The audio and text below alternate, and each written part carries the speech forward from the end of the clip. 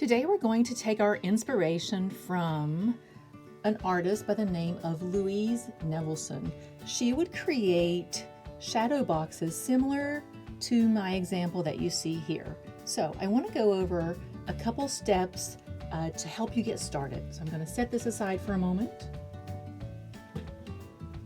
First thing you want to do is find a box as your platform. This will be where you're going to be gluing all your objects into place. A couple options: you could use a shoebox lid. That's what I used. This is just a small little box. I could use something like this, maybe cut the lid off. You could also make a little mini work of art. Maybe you have a small jewelry box similar to that.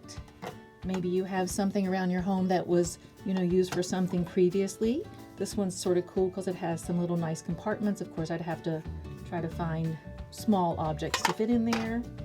Maybe you have a little keepsake box working even smaller.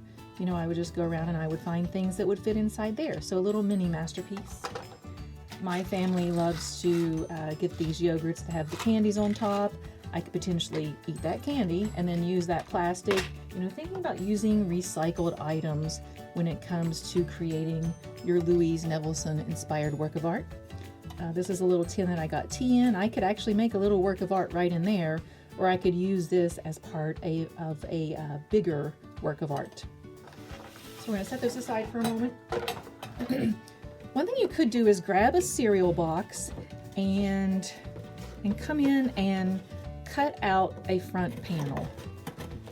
You could also ask a parent or a brother and sister for help if you need help. It's pretty simple. I think you guys and girls can handle it though. This works really nicely because the sides of your box are really not going to show.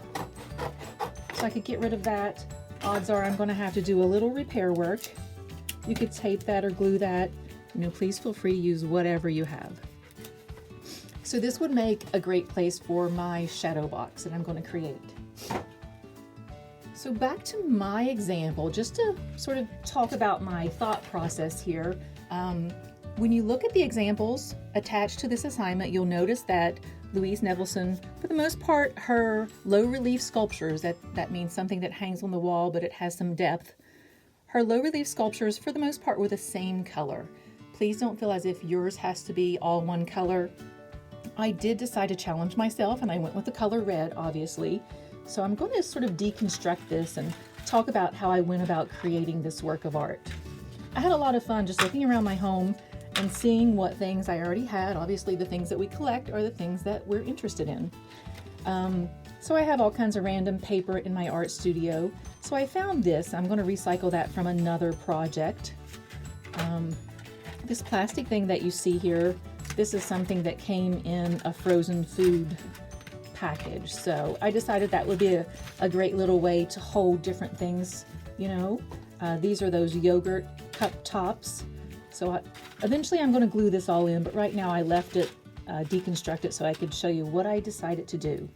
I have all kinds of little random toys around my house that I enjoy collecting. I was looking through my baking cabinet. I have lots of these little mini muffin tins, and I sort of like the fact, obviously they're red, so that's great, but also the heart symbol, it just talks about things that I love. That's what this project is all about. I had some cording from a bracelet kit and a seashell.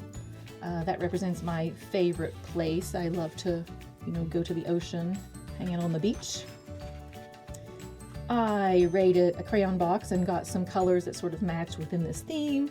I found this old piece of baseball I found at the field one day. I love baseball, so I'm going to put that in there. My chopsticks, I love Chinese food. And finally, my paintbrush because I love making art. So I'm going to eventually glue all those in. I hope you have fun looking around your home, trying to decide what you're going to put in your Louise Nevelson inspired shadow box.